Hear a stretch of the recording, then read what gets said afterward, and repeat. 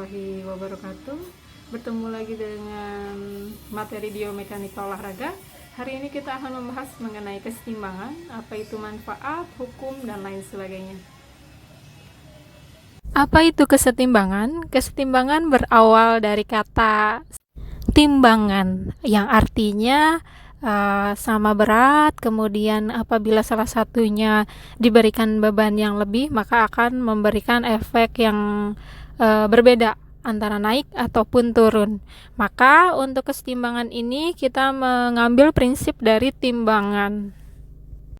Maka kesetimbangan adalah suatu kondisi di mana tubuh ataupun benda mengalami suatu bentuk yang dikatakan stabil, labil, atau indiferen. Maka fungsi dari kesetimbangan ini ketika kita tahu di mana dia stabil, di mana dia labil dan indiferen, kita akan bisa menentukan gerakan apa yang tepat yang dilakukan oleh atlet. Jangan dipikir bahwa labil itu tidak mempunyai kelebihan. Di sini labil pun mempunyai kelebihan. Itu pengertian dan manfaat dari kesetimbangan. Apabila dilihat dari jenis-jenis kesetimbangan, ada 3, stabil, labil, dan indiferen. Bentuk dalam olahraga dikatakan stabil apabila bentuknya seperti ini. Kalau dalam olahraga itu contohnya adalah kuda-kuda dalam pencaksilat. Gerakan labil dalam olahraga ini yang menggunakan tumpuan 1. Contoh adalah ketika menendang bola dalam sepak bola. Itu menggunakan tumpuan 1, maka dikatakan labil. Sedangkan untuk indiferen dalam contoh olahraga itu bentuknya seperti tidak berubah. Artinya kalau dalam senam kita lihat ada roll depan. Nah, itu bentuknya ketika diberikan dorongan baik relatif kecil atau besar, dia tidak akan berubah bentuk, bentuknya akan tetap seperti itu. Itu contoh dari indiferen dalam cabang olahraga. Mari kita bahas mengenai stabil, labil, dan indiferen lebih mendalam. Jenis kesetimbangan ada 3, yaitu stabil, labil, dan indiferen. Kemudian jenis kesetimbangan ini dipengaruhi oleh 3 faktor. Yang pertama adalah titik berat terhadap porosnya, kemudian yang kedua luas bidang alas, dan yang ketiga adalah luas bidang tumpu.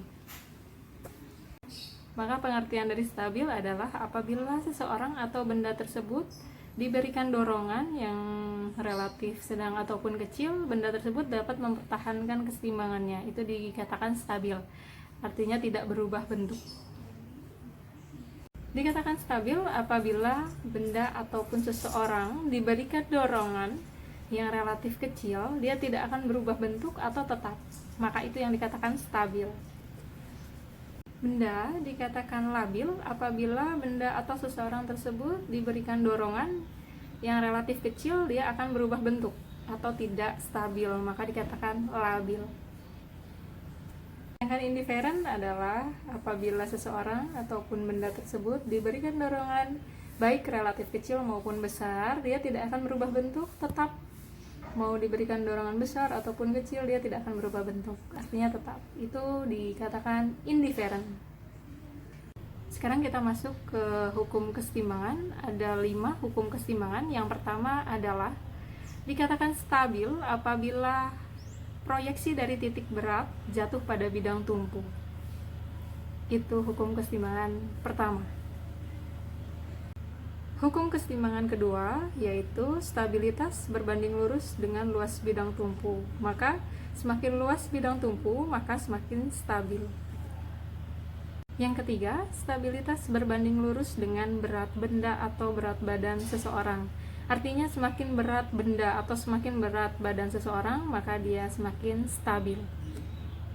Hukum kesetimbangan yang keempat adalah stabilitas berbanding lurus dengan jarak horizontal.